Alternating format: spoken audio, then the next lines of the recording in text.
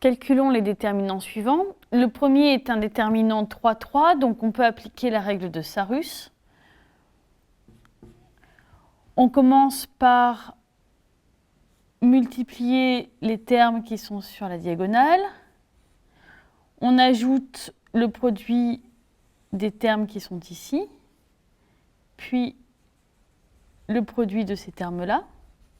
Donc ça fait a au cube plus c au cube plus b au cube.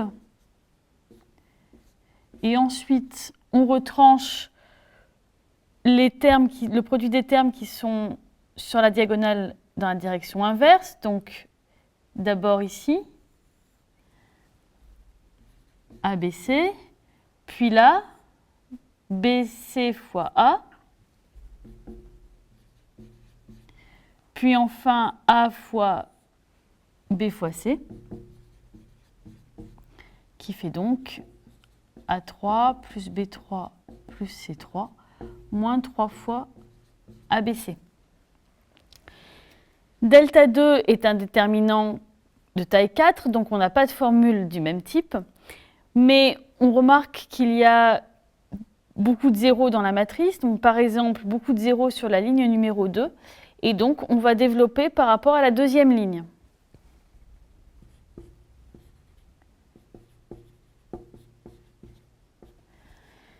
Alors, développer par la deuxième ligne, c'est-à-dire qu'on prend chacun des coefficients de la ligne numéro 2. Alors, en fait, il y en a un seul qui est non nul, c'est le 1. Donc, le 1 est à la deuxième ligne, deuxième colonne. Donc, on met devant un signe moins 1 puissance 2 plus 2, fois le coefficient 1. Et ensuite, le déterminant de la matrice extraite obtenue en supprimant la deuxième colonne et la deuxième ligne. Donc, il reste 1, 0, 1, 1, 1, 1, 2, 1, 1. C'est un déterminant 3, 3 pour lequel on peut de nouveau appliquer la règle de Sarus. Ici, moins 1 puissance 2 plus 2, ça fait 1. Et on obtient finalement moins 1. Pour delta 3, on va également développer, mais avant ça, on va simplifier un petit peu la matrice pour faire apparaître des 1, des 0. Alors, par exemple, on s'aperçoit que si on soustrait la première ligne aux lignes suivantes, on fait disparaître les 1 qui sont ici, on les remplace par des 0. Donc, c'est ce qu'on va faire. On va remplacer L2 par L2 plus L1, L3 par L3 plus L1 et L4 par L4 plus L1. Donc la première ligne ne bouge pas. Et ensuite, on a 0, 0, 2, 2, 0, 2, 0, 2, 0, 2, 2, 0. Donc, le fait d'additionner comme cela ne change pas le déterminant. Par contre, ça simplifie la matrice. Et on peut maintenant facilement développer par rapport à la colonne numéro 1. Donc ici, on a le coefficient qui est à la première ligne, première colonne. Donc on le multiplie par moins 1 puissance 1 plus 1. Et il reste le déterminant extrait obtenu en enlevant donc la première colonne et la première ligne, c'est-à-dire 0, 2, 2, 2, 0, 2, 2, 2, 0, pour lequel on peut ou bien appliquer la règle de Sarus ou bien par exemple développer par rapport à la première ligne. Et on obtient que c'est égal à moins 16.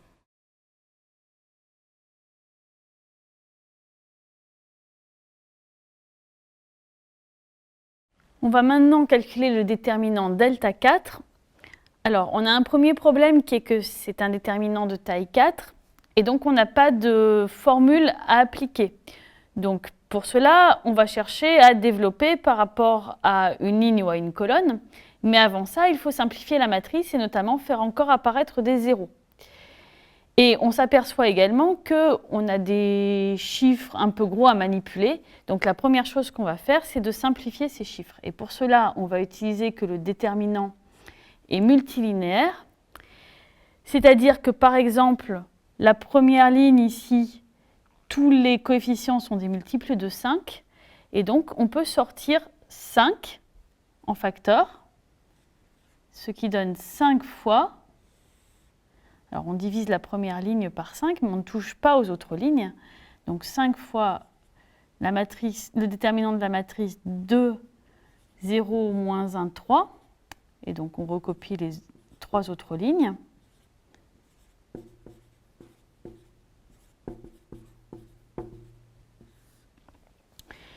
Et puis on s'aperçoit également que la ligne numéro 3, tous les coefficients sont pairs, donc multiples de 2. On va simplifier comme ça encore une fois. Donc ça devient 5 fois 2.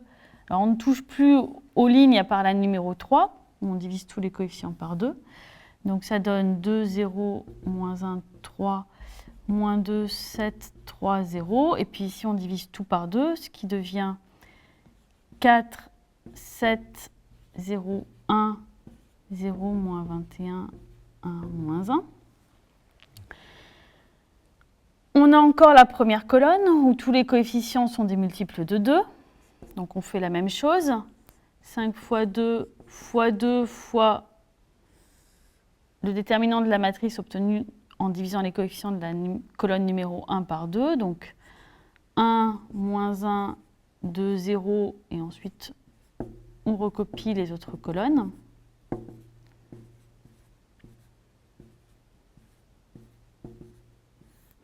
Et enfin, dans la colonne numéro 2, on s'aperçoit que tous les coefficients sont des multiples de 7.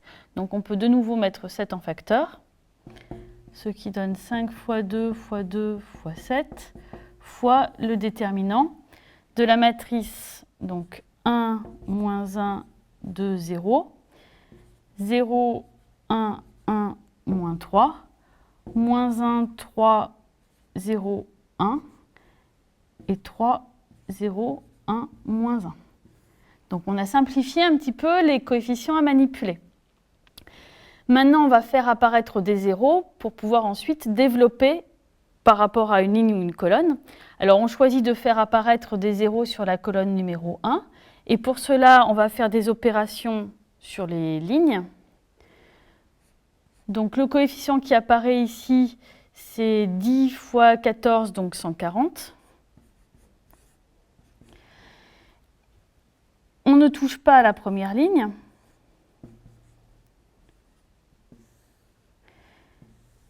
Et ensuite, on va faire les opérations suivantes. On va remplacer la deuxième ligne par la deuxième ligne plus la première.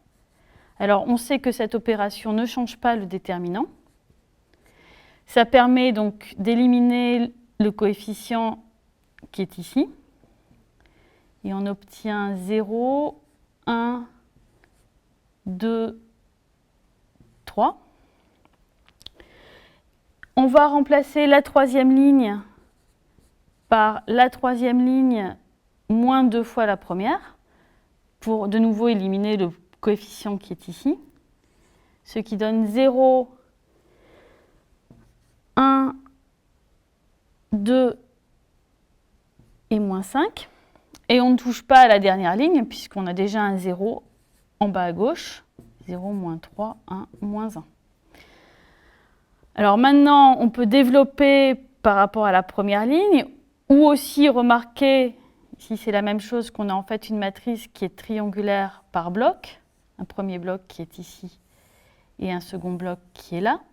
Donc dans ce cas-là, le déterminant, c'est le produit des déterminants des blocs qui se trouvent sur la diagonale, ce qui donne 140 fois 1 fois le déterminant 3, 3 qui est ici. Donc 1, 2, 3, 1, 2, moins 5, moins 3, 1, moins 1. Et donc maintenant, on s'est ramené à un déterminant 3, 3 pour lequel on peut par exemple appliquer la règle de Sarus. Et une fois qu'on a fait les calculs, on obtient que ça vaut 140 fois 56. qui est égal à 7840.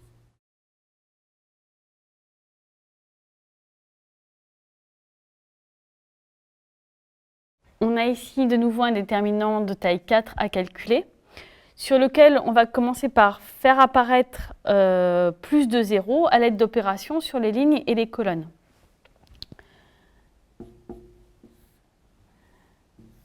Alors, on remarque que si on remplace L2 par L2 moins L1, cela permet de faire apparaître 2 zéros supplémentaires. Et de même, si on remplace L4 par L4 moins L3.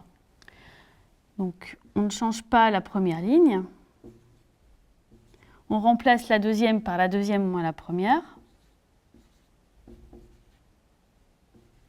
On ne change pas la troisième ligne. Et on remplace la quatrième par la quatrième moins la troisième.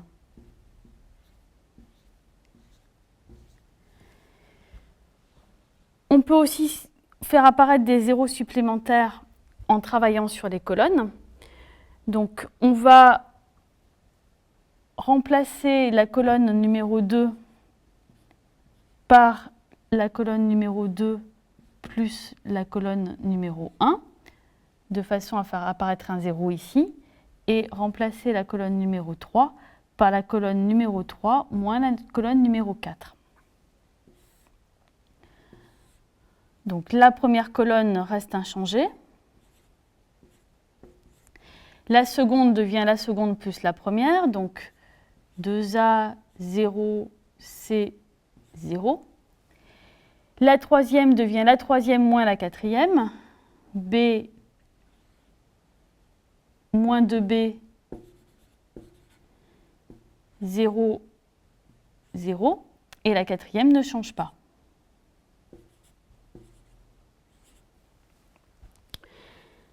Alors maintenant, on a une dernière ligne sur laquelle on n'a plus qu'un seul coefficient non nul. Donc on va développer par rapport à la ligne numéro 4. Alors regardons les signes. Ici c'est plus, moins, plus, moins. Donc on a moins C fois le déterminant extrait obtenu en supprimant la ligne numéro 4 et la colonne numéro 1. Donc, on a un déterminant 3, 3 qui vaut 2A, B, 0, 0 moins 2B, B, C, 0A. Et ici, on peut par exemple développer par rapport à une ligne ou une colonne. Et on obtient C, facteur de B carré C moins 4 A carré B. Alors on peut factoriser un petit peu. C'est égal à B fois C, facteur de BC, moins 4 A au carré.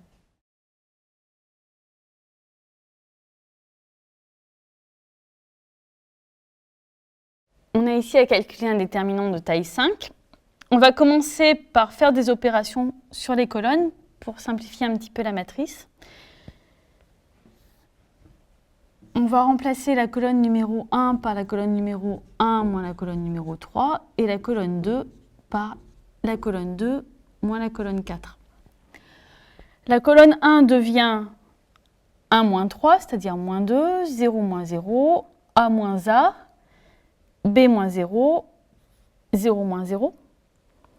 La colonne 2 devient 0 moins 0, 1 moins 3, 0 moins 0, A moins A, B moins 0, et on ne touche pas aux 3 dernières colonnes, donc on les recopie.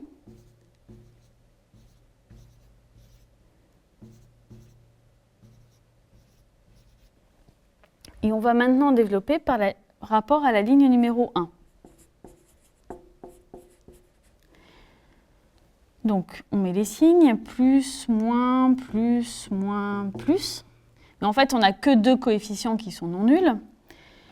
Donc, le premier terme, c'est plus moins 2 fois le déterminant extrait qu'on obtient en supprimant la ligne numéro 1 et la colonne numéro 1.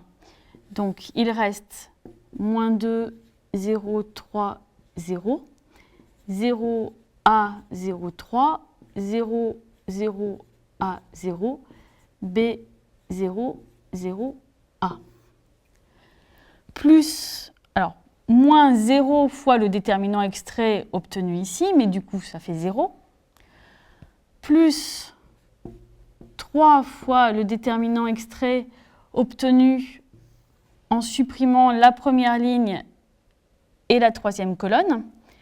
Donc, il reste 0, moins 2, 3, 0, 0, 0, 0, 3, B, 0, A, 0, 0, B, 0, A. Et ensuite, 0 fois un déterminant extrait, plus 0 fois un déterminant extrait, donc ça fait 0.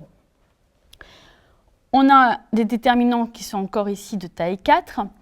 Par contre, on constate que ici, la colonne numéro 2 a tous ses coefficients nuls sauf 1. Et ici, la colonne numéro 1 a tous ses coefficients nuls sauf 1. Donc on va développer ici par rapport à la colonne numéro 2, ici par rapport à la colonne numéro 1. Donc, regardons les signes. Ici, le A est à la ligne numéro 2, colonne numéro 2. Donc, c'est du moins 1 puissance 2 plus 2 fois A, fois le déterminant extrait obtenu en supprimant la colonne numéro 2 et la ligne numéro 2. Donc, on obtient un déterminant 3, 3. Moins 2, 3, 0, 0, A, 0, B, 0, A. Ici, c'est pareil, sur la colonne numéro 1, tous les coefficients sont nuls sauf celui-là. Alors celui-là est situé à la troisième ligne, première colonne. Donc c'est du moins 1 puissance 3 plus 1 fois B fois le déterminant de la matrice extraite obtenu en supprimant la colonne numéro 1 et du coup la ligne numéro 3, ce qui donne un déterminant 3, 3, moins 2, 3, 0, 0, 0, 3, B, 0, A. Alors, ces deux déterminants peuvent se calculer soit de nouveau en développant par rapport à une ligne ou à une colonne, soit par exemple avec la règle de Sarus. Et on trouve que ce déterminant-là est égal à moins 2a au carré, et celui-là est égal à 9b. Alors, si on rassemble tout ce qu'on a obtenu, on a donc moins 2 fois, alors moins 1 à la puissance 4, ça fait 1, donc fois a fois moins 2a au carré, plus 3 fois moins 1 à la puissance 4, donc ça fait 1, fois b, fois 9b, ce qui fait 4a au cube plus 27b au carré.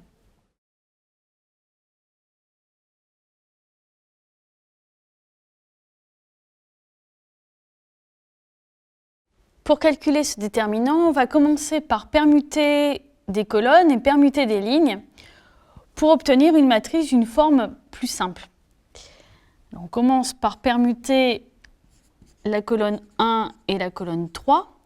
Alors, dans un déterminant, lorsqu'on permute deux colonnes ou deux lignes, cela change le signe du déterminant. Donc on doit multiplier par moins 1. Et donc permuter les deux colonnes 1 et 3. La colonne 1 devient donc notre ancienne colonne 3, 0, 3, 0, 7, 0. La colonne numéro 2 ne change pas. La colonne numéro 3 est notre ancienne colonne numéro 1. Et les deux dernières colonnes ne changent pas.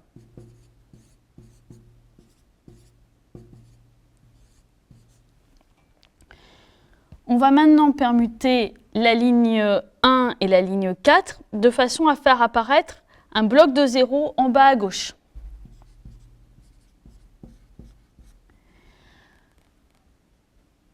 Alors, de même, quand on permute deux lignes, on doit changer le signe du déterminant. Mais donc, on obtient le moins 1 qu'on avait ici, multiplié par le moins 1 venant de la permutation de ces deux lignes, fois le déterminant de la matrice suivante. Donc, notre nouvelle ligne 1, c'est l'ancienne ligne 4, 7, 1, 0, 0, 0. La ligne numéro 2 est la même. La ligne numéro 3 est la même. La ligne numéro 4 est l'ancienne ligne numéro 1, donc 0, 0, 1, 1, 0. Et la dernière ligne ne change pas. Donc ici, c'est égal à plus 1. Et on remarque que le déterminant qu'on a ici est le déterminant d'une matrice diagonale par bloc. On a un bloc 2, 2 ici, un bloc 3, 3 ici, et en bas à gauche, que des zéros. Et dans cette situation, le déterminant de la matrice globale, c'est le produit des déterminants des matrices qui sont sur la diagonale. On a donc delta 7 qui est égal au produit du déterminant de 2 de coefficient 7, 1, 3, moins 4, par le déterminant 3, 3 qu'on a ici, donc moins 3, moins 3, moins 2, 1, 1, 0, 4, 7, 1. Alors ici, on s'est calculé avec la formule, donc ça fait 7 fois moins 4, moins 3 fois 1, c'est-à-dire moins 31. Et là, par exemple, on peut développer par rapport à la dernière colonne ou bien utiliser la règle de Sarrus. On trouve que c'est égal à moins 6. Et donc, delta 7 est égal à 31 fois 6, c'est-à-dire 186.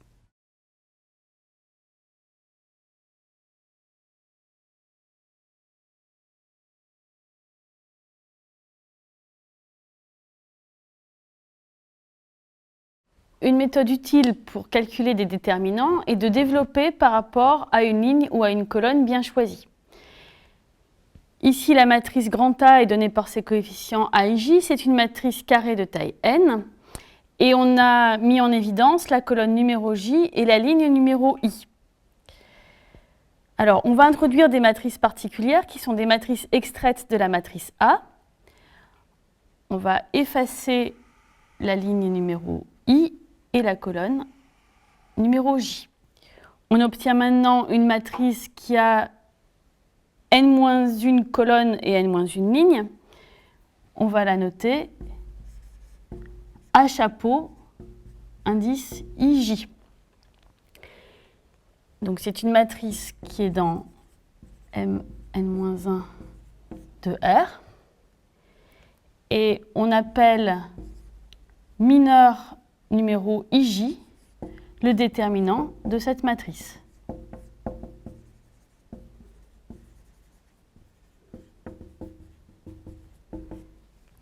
Et à l'aide de ces déterminants, on peut obtenir le déterminant de la matrice grand A.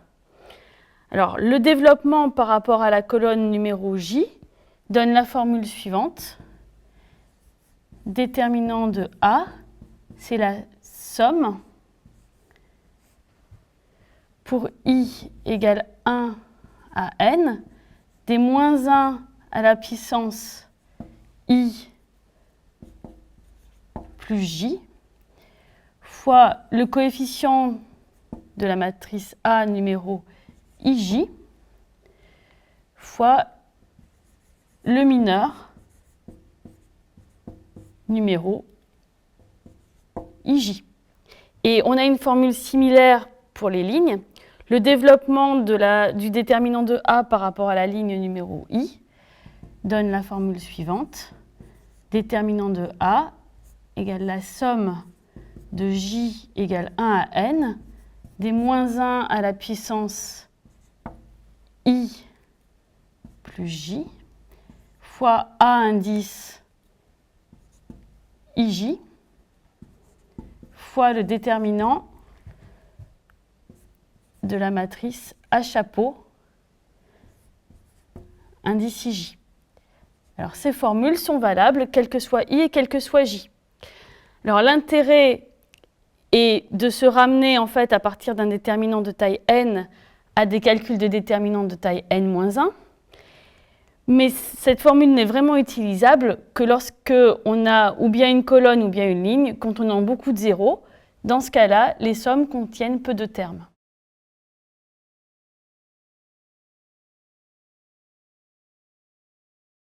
On va utiliser le développement par rapport aux lignes ou colonnes pour résoudre l'exercice suivant.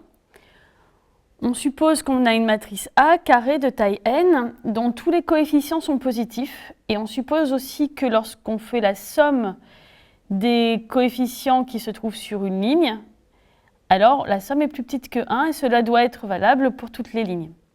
Et on va en déduire que, en valeur absolue, le déterminant de A est inférieur ou égal à 1.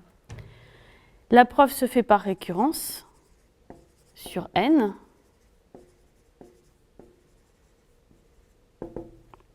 Commençons par l'initialisation.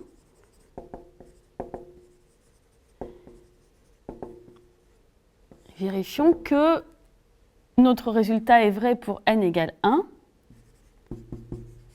Alors pour n égale 1, la matrice A, c'est une matrice carrée de taille 1, donc qui ne contient qu'un seul coefficient, A11, qui doit être positif par hypothèse. Et on doit voir que pour toutes les lignes, la somme des coefficients sur la ligne est plus petite que 1, mais ici il n'y a qu'une seule ligne avec un seul coefficient. Donc on doit avoir aussi A11 qui est inférieur ou égal à 1. Maintenant, le déterminant d'une matrice de taille 1, c'est le seul coefficient qui se trouve dedans. Donc, valeur absolue de déterminant de A, c'est valeur absolue de A11. Et vu ce qu'on vient de supposer sur A11, c'est bien inférieur ou égal à 1. Donc, notre propriété est vraie au rang 1. Passons maintenant à l'hérédité. On suppose la propriété au rang n, Pn, c'est-à-dire que toute matrice de taille n croix n vérifiant notre condition étoile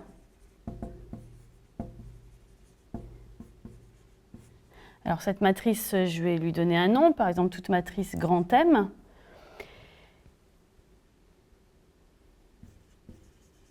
Satisfait la conclusion, c'est-à-dire valeur absolue de déterminant de grand M inférieure ou égale à 1. Ça, c'est notre hypothèse de récurrence. Et maintenant, on essaie de montrer que notre propriété est encore vraie au rang n plus 1. Donc, on considère une matrice grand B, qu'on va écrire sous forme de coefficient, B indice KL, de taille n plus 1. Et on suppose qu'elle vérifie notre hypothèse. Donc, les coefficients doivent tous être positifs. Et pour toutes les lignes, la somme des coefficients qui se trouvent sur la ligne, donc ici on a n plus 1 terme, puisque c'est une matrice de taille n plus 1, doit être inférieure ou égale à 1. Comme notre hypothèse de récurrence porte sur les matrices de taille n et qu'on a ici une matrice de taille n plus 1, on va utiliser le développement par rapport, par exemple, à une ligne pour se ramener à des déterminants de taille nn. Donc, le déterminant de la matrice B, si par exemple on développe par rapport à une ligne quelconque, mettons la ligne numéro i, c'est la somme de j égale 1 à n plus 1, des moins 1 puissance i plus j, fois le coefficient numéro ij de la matrice B, fois le mineur numéro ij de la matrice B, donc ce qu'on avait noté, déterminant de B chapeau indice ij.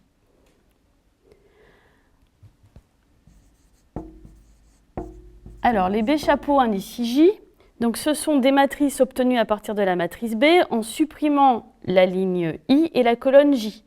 Donc, puisque B est de taille n plus 1, B chapeau IJ est de taille n.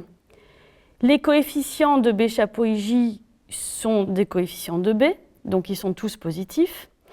Et de plus, quand on fait la somme des coefficients sur une ligne de B chapeau IJ, c'est exactement la somme des coefficients sur la même ligne de B, auquel on a juste enlevé un terme. Alors les coefficients sont positifs, la somme des coefficients sur la ligne de B est plus petite que 1. Si on enlève simplement un terme dans cette somme, la somme qui est encore plus petite que 1. Donc notre matrice B chapeau IJ est de taille n croix n et vérifie les conditions qu'on avait notées étoile. On peut donc appliquer la propriété Pn, notre hypothèse de récurrence,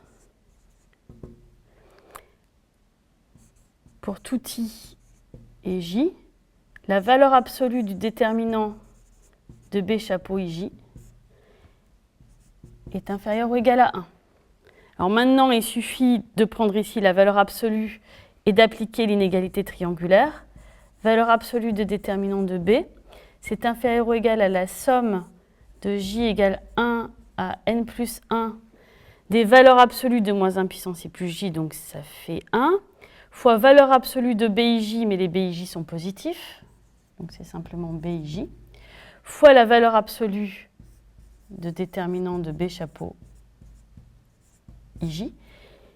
Tous ces termes-là sont plus petits que 1, ceux-là sont positifs, donc c'est plus petit que la somme de J égale 1 à n plus 1 des BIJ. Et ça, par hypothèse sur la matrice B, c'est bien plus petit que 1. D'où la propriété au rang n plus 1. Et on conclut par le principe de récurrence. La propriété est vraie au rang n égale 1. Si elle est vraie au rang n, elle est vraie au rang n plus 1. Donc elle est vraie pour tout n, et on a bien montré ce qu'on cherchait.